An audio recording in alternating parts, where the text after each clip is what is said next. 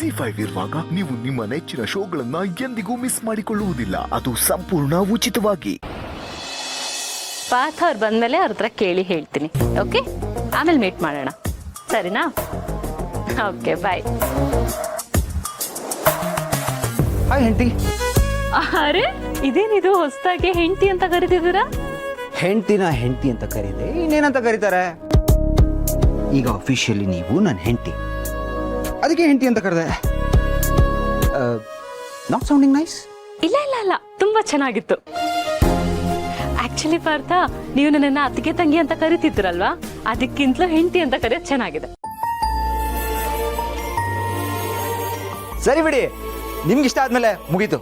ಅದೊಂಥರ ಅಸೆಂಬ್ಲಿಲಿ bill pass ಮಾಡ್ದಂಗೆ. ಇನ್ಮೇಲೆ ನಾನು ನಿಮ್ಮನ್ನ ಹೆಂಡತಿ ಅಂತಾನೆ ಕರಿತೀನಿ. ಓಕೆನಾ ಹೆಂಡತಿ? ಸಾಕು ಸಾಕು, ಡವ್ ಮಾಡಿದ್ದು. ಡವ್ ಎಲ್ಲ ಮಾಡ್ತಾ ಇಲ್ಲ ಕಣ್ರಿ, ಅವತ್ತೇ ಹೇಳದ್ನಲ್ಲ, ಯುವರ್ ಲವ್ ಕಣ್ರಿ. ಆ ಲವ್ ಇಂದೇನೆ ಇದನ್ನೆಲ್ಲ ಮಾಡ್ತಾ ಇರೋದು. ನೋಡಿ, ಇದ್ರಲ್ಲಿ ಬೆಣ್ಣೆ ಹಚ್ಚೋ ಪ್ರೋಗ್ರಾಮ್ ಎಲ್ಲ ಏನೂ ಇಲ್ಲ. ಅರೆ, ನಾನೆಲ್ಲ ಹಾಗೆ ಹೇಳ್ದೆ? ಅಲ್ಲ, ನೀವು ಹೇಳಿಲ್ಲ, ಬಟ್ ನಾನೇ ಸ್ವಲ್ಪ ಕ್ಲಾರಿಫಿಕೇಶನ್ ಇರಲಿ ಅಂತ ಈ ಆಂಟಿಸಿಪೇಟರಿ ಬೇಲ್ ತರ ನಾನೇ ಕ್ಲಾರಿಫೈ ಮಾಡ್ಕೊಂಬಿಟ್ಟೆ. ನೋಡಿ, ಲೈಫಲ್ಲಿ ಕ್ಲಾರಿಫಿಕೇಶನ್ ಇದ್ರೇನೆ ಅಲ್ವಾ ಕ್ಲಾರಿಟಿ ಇರೋದು. ಸರಿ ಸರಿ. ಹೌದು, ಯಾಕೆ ಲೇಟಾಗಿ ಬರ್ತಾ ಇದ್ದೀರಾ ಇವತ್ತು? ಓ ಅದಾ, ಬಿಗ್ ಬ್ರೋ ಇವತ್ತು ಬೇಗ ಬಂದ, ಸೊ ಅದಕ್ಕೆ ನಾನು ಲೇಟಾಗಿ ಬಂದೆ ಅಷ್ಟೇ. ಹೌದು, ನಾನು ತುಂಬಾ ದಿವಸದಿಂದ ಕೇಳಬೇಕು ಅಂದ್ಕೊಂಡಿದ್ದೆ. ಅವ್ರು ನೋಡಿದ್ರೆ ಬೇಗ ಬರ್ತಾರೆ, ನೀವು ಯಾವತ್ತು ಬೇಗ ಬರೋದೇ ಇಲ್ಲ. ಅಪೇಕ್ಷೆ ಏನ್ರಿ ಹೇಳ್ತಾ ಇದ್ದೀರಾ? ನೋಡಿ, ಬಿಗ್ ಬ್ರೋ ಬಾಸು, ನಾನು ಅವ್ನ ಕೈ ಕೆಳಗಡೆ ಕೆಲಸ ಮಾಡ್ತಿರೋ ಒಬ್ಬ ಎಂಪ್ಲಾಯ್. ಐ ಮೀನ್, ಬಾಸ್ಗೂ ಎಂಪ್ಲಾಯ್ಗೂ ಡಿಫ್ರೆನ್ಸ್ ಇರಲ್ವಾ? ನಾವಿಬ್ರು ಅಣ್ಣ ತಮ್ಮನೇ ಆಗಿರ್ಬೋದು, ಬಟ್ ಅದು ಮನೇಲಿ, ಆಫೀಸಲ್ಲ. ಓ, ಹಾಗಾದ್ರೆ ಮನೇಲಿದ್ರೆ ತಮ್ಮ, ಆಫೀಸ್ಗೆ ಹೋದ್ರೆ ಎಂಪ್ಲಾಯ್. ಇಲ್ಲೂ ಅವ್ರು ಹೇಳ್ದಾಗೆ ಕೇಳ್ಬೇಕು, ಅಲ್ಲಿ ಹೋದ್ರು ಅವ್ರು ಹೇಳ್ದಾಗೆ ಕೇಳ್ಬೇಕು ಅಲ್ವಾ? ಅಕ್ಕನ್ನ ನೋಡಿ ಹೇಗ್ ಭಾವನಿಗೆ ಫೋನ್ ಮಾಡಿ ಕರ್ಸ್ಕೊಂಡಿದ್ದಾಳೆ ಅಂತ.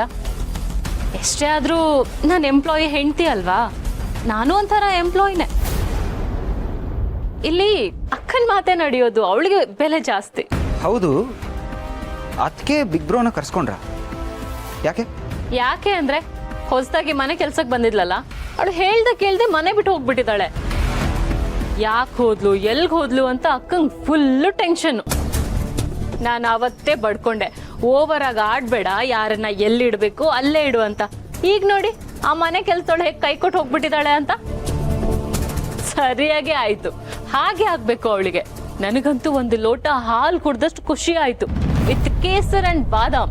ಅಪೇಕ್ಷಾ, ಅವ್ರು ಕಾಣಿಸ್ತಾ ಇಲ್ಲ ಅಂದ ತಕ್ಷಣ ಅವ್ರು ನಾಪತ್ತೆ ಆಗಿದ್ದಾರೆ ಅಂತ ಹೆಂಗ್ ಅನ್ಕೋತೀರಾ? ನೋಡಿ, ಏನೋ ಪ್ರಾಬ್ಲಮ್ ಆಗಿರ್ಬೇಕು, ಏನೋ ಎಮರ್ಜೆನ್ಸಿ ಅಂತ ಹೋಗಿರ್ತಾರೆ. ಸುಮ್ಮನೆ ಇದನ್ನ ಯಾಕೆ ಒಂದು ದೊಡ್ಡ ಇಶ್ಯೂ ಮಾಡಬೇಕು? Just B positive. ಏನ್ ಬಿ ಪಾಸಿಟಿವ್? ಹಾ, ಅಲ್ಲ, ಇಷ್ಟು ದೊಡ್ಡ ಮನೆಗೆ ಒಬ್ಬ ಮನೆ ಕೆಲಸದವ್ರನ್ನ ಹೈಯರ್ ಮಾಡ್ಬೇಕಾದ್ರೆ ಡಿಗ್ನಿಟಿ ಬೇಡ್ವಾ?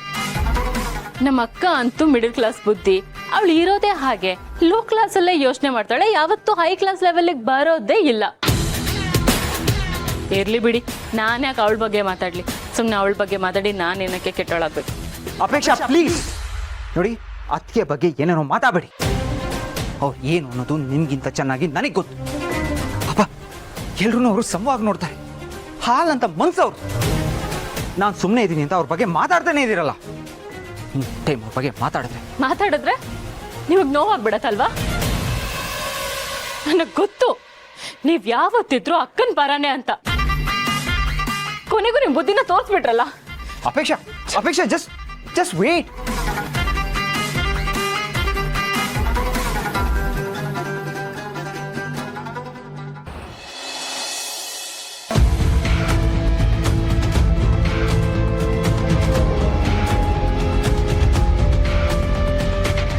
ಅಪೇಕ್ಷಾ,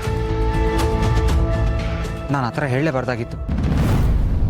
ನನ್ನಿಂದ ತಪ್ಪಾಗಿದೆ, ಪ್ಲೀಸ್ ನನ್ನ ಕ್ಷಮಿಸ್ಬಿಡಿ. ಇದನ್ನ ಜಾಸ್ತಿ ಡ್ರ್ಯಾಗ್ ಮಾಡಬೇಡಿ, ಇದನ್ನಿಲ್ಲೇ ಬಿಟ್ಬಿಡಿ. ನನಗೆ ಗೊತ್ತು ಪಾರ್ಥ, ನೀವು ಸುಮ್ಮನೆ ನನಗೆ ಸಮಾಧಾನ ಮಾಡಬೇಕು ಅಂತಲೇ ಹೀಗೆಲ್ಲ ಮಾತಾಡ್ತಿದ್ದೀರಾ ಅಂತ. ಮನ್ಸಲ್ಲಿ ಏನಿದೆಯೋ ಅದೇ ತಾನೇ ಬಾಯಲ್ಲಿ ಬರೋದು. ನಿಮಗೂ ನಾನು ಸರಿ ಇಲ್ಲ, ನಮ್ಮ ಅಕ್ಕನೇ ಸರಿ, ಅವಳೇ ಗ್ರೇಟ್ ಅನ್ನೋದಿದೆ, ಬಟ್ ಅದನ್ನ ಬಾಯಿ ಬಿಟ್ಟು ಹೇಳ್ತಿಲ್ಲ ನೀವು ಅಷ್ಟೇ. ನನ್ಗೆ ಹರ್ಟ್ ಆಗೋದೇನು ಗೊತ್ತಾ ಪಾರ್ಥ? ನಾನು ನಿಮ್ಗೆ ಎಷ್ಟೆಲ್ಲ ಹೇಳಿದ್ದೀನಿ, ಅಕ್ಕ ಎಲ್ಲರ ಜೊತೆ ಹೇಗಾದ್ರೂ ಇರ್ಲಿ, ಬಟ್ ನನ್ನ ಜೊತೆ ಹೇಗಿರ್ತಾಳೆ ಗೊತ್ತಾ? ನನ್ಗೆ ಎಷ್ಟು ಹರ್ಟ್ ಮಾಡ್ತಾಳೆ ಗೊತ್ತಾ? ಇಷ್ಟೆಲ್ಲ ಹೇಳಿದ್ರು ನಿಮ್ಗೆ ಅರ್ಥ ಆಗಲ್ವಲ್ಲ, ನನ್ಗೆ ಅದು ಹರ್ಟ್ ಆಗೋದು. ಮದುವೆ ಟೈಮಲ್ಲಿ ಅವಳು ನನ್ನ ಯಾವ ಥರ ಟ್ರೀಟ್ ಮಾಡಿದಾಳೆ ಗೊತ್ತಾ? ನೋವನ್ನೆಲ್ಲ ನಾನು ಯಾರ ಹತ್ರ ಹೇಳ್ಕೊಳ್ಳಿ? ನಾನು ಎಷ್ಟು ಹೆಲ್ಪ್ಲೆಸ್ ಆಗಿದ್ದೆ ಗೊತ್ತಾ? ಇದೆಲ್ಲ ನಾನು ಹೇಗೆ ಮರಳಿ ಪಾರ್ಥ? ನಾನು ಮನುಷ್ಯಳೇ ಅಲ್ವಾ ಪಾರ್ಥ? ನನಗೂ ಮನ್ಸಿದೆ ಅಲ್ವಾ? ಅದಕ್ಕೆ ಹರ್ಟ್ ಆಗುತ್ತಲ್ವಾ? ಅಕ್ಕ ಇಡೀ ಪ್ರಪಂಚಕ್ಕೆ ಗ್ರೇಟ್ ಇರ್ಬೋದು, ಆದ್ರೆ ನನಗಲ್ಲ. ನಾನು ಅದನ್ನ ಯಾವತ್ತೂ ಒಪ್ಕೊಳ್ಳಲ್ಲ. ಯಾಕೆ ಅಂದ್ರೆ ನನ್ನ ಕಷ್ಟ ಟೈಮಲ್ಲಿ ಅವಳು ನನ್ನ ಜೊತೆ ಹೇಗ್ ನಡ್ಕೊಂಡಿದ್ದಾಳೆ ಅನ್ನೋದು ನಾನು ನೋಡಿದ್ದೀನಿ. ನನ್ಗಷ್ಟೇ ಮ್ಯಾಟ್ರ್ ಆಗೋದು. ನನ್ ಕಷ್ಟಕ್ಕಾಗ್ತಾ ಇರೋರು ಯಾರೇ ಆಗ್ಲಿ ನನ್ಗೆ ಅವ್ರು ಬೇಡ ಅಷ್ಟೇ. ಅಪೇಕ್ಷಾ ಪ್ಲೀಸ್ ಸಮಾಧಾನ ಮಾಡ್ಕೊಳ್ಳಿ, ನಂಗೆಲ್ಲ ಅರ್ಥ ಆಗುತ್ತೆ. ಏನ್ ಸಮಾಧಾನ ಮಾಡ್ಕೊಳ್ಳೋದು? ನನಗೆ ಅಕ್ಕ ಹಾಗೆ ಮಾಡಿದ್ಲು ಅನ್ನೋದಕ್ಕಿಂತ ನನ್ನ ಗಂಡನಾಗಿ ನೀವು ನನ್ನ ಸಪೋರ್ಟಿಗೆ ನಿಲ್ತಿಲ್ವಲ್ಲ, ನನ್ನ ಫೀಲಿಂಗ್ಸ್ನ ಅರ್ಥ ಮಾಡ್ಕೋತಿಲ್ವಲ್ಲ, ನನ್ಗದು ಹರ್ಟ್ ಆಗ್ತಿರೋದು. ಯಾವುದೇ ಹೆಂಡತಿ ಆಗ್ಲಿ ಅವಳು ಬಯಸೋದು ತನ್ನ ಪಾರ್ಟ್ನರ್ ಸಪೋರ್ಟ್ನ. ಅದೇ ಅವಳಿಗೆ ಸಿಗ್ಲಿಲ್ಲ ಅಂದ್ರೆ ಎಷ್ಟು ಹರ್ಟ್ ಆಗುತ್ತೆ ಗೊತ್ತಾ ನಿಮ್ಗೆ? ಅಪೇಕ್ಷಾ ನೋಡಿ, ನನ್ಗೆ ಅರ್ಥ ಆಗುತ್ತೆ, ನನ್ನಿಂದ ತಪ್ಪಾಗಿದೆ. ಐ ಮೀನ್ ನಾನು ಅದನ್ನು ತಿದ್ಕೋತೀನಿ. ನಾನು ನಿಮ್ಗೆ ಕೇಳ್ತಾ ಇರೋದು ಇಷ್ಟೇ ಅಪೇಕ್ಷಾ. ನೋಡಿ, ನಿಮಗೆ ಅದಕ್ಕೆ ಬಗ್ಗೆ ಏನೇ ಬೇಸರ ಇರಲಿ ಅಥವಾ ಅವ್ರ ಬಗ್ಗೆ ಸಿಟ್ಟಿರಲಿ, ಅದನ್ನು ನೀವು ಯಾಕೆ ತೋರಿಸ್ಕೋಬೇಕು? ನಾನು ಯಾಕೆ ಹೇಳ್ತಾ ಇದ್ದೀನಿ ಗೊತ್ತಾ? ಅದರಿಂದ ನಿಮ್ಮ ಮನಸ್ಸೇ ಹಾಳಾಗೋದು, ನಿಮ್ಮ ಪೀಸ್ ಆಫ್ ಮೈಂಡ್ ಹೊಟ್ಟೋಗುತ್ತೆ. ಪ್ಲೀಸ್ ಅದಕ್ಕೆ ಹೇಳ್ತಾ ಇದ್ದೀನಿ, ಇದನ್ನ ಸೈಡ್ಗೆ ಇಟ್ಬಿಡಿ ಅಷ್ಟೇ. ನನ್ನ ಕನ್ಸನ್ನು ಬೇರೆ ಏನೂ ಇಲ್ಲ. ಅದಕ್ಕಿಗೂ ಅನ್ಸಿರ್ಬೋದಲ್ವಾ ನಾನು ಅಪೇಕ್ಷೆಗೆ ಹರ್ಟ್ ಮಾಡಿಬಿಟ್ಟೆ ಅಂತ. ಆ ಗಿಲ್ಟು ಅವ್ರನ್ನೂ ಕಾಡ್ತಾ ಇರ್ಬೋದು, ಅವರು ಯೋಚನೆ ಮಾಡ್ತಾ ಇರ್ಬೋದು. ಅವ್ರು ಖಂಡಿತವಾಗ್ಲೂ ಯೋಚನೆ ಮಾಡ್ತಾ ಇರ್ತಾರೆ. ಐ ಮೀನ್ ನಾನು ನನ್ನ ತಂಗಿ ಎಷ್ಟೆಲ್ಲ ಚೆನ್ನಾಗಿದ್ವಿ, ಈಗ ನೋಡಿದ್ರೆ ಈ ಥರ ಆಗ್ಬಿಟ್ಟಿದೀವಲ್ಲ ಅಂತ ಅವರು ದುಃಖ ಪಡ್ತಾ ಇರ್ತಾರೆ.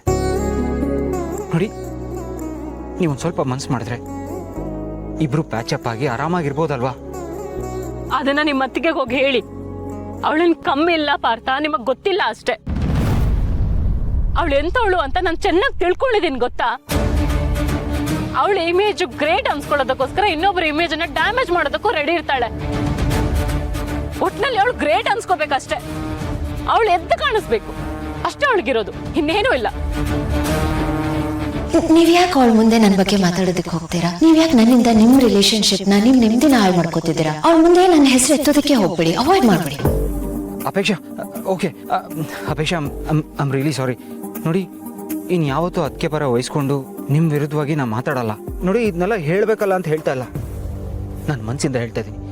ನನಗೆ ಲೈಫಲ್ಲಿ ನೀವು ಸುಖವಾಗಿರೋದು ಇಂಪಾರ್ಟೆಂಟ್. ನೋಡಿ, ಎಲ್ಲದಕ್ಕಿಂತ ನಿಮ್ಮ ಖುಷಿ ನನಗೆ ತುಂಬಾ ಮುಖ್ಯ. ಸೊ ದಯವಿಟ್ಟು ಅಪೇಕ್ಷಾ ನನ್ನ ಕ್ಷಮಿಸ್ಬಿಡಿ ಪ್ಲೀಸ್.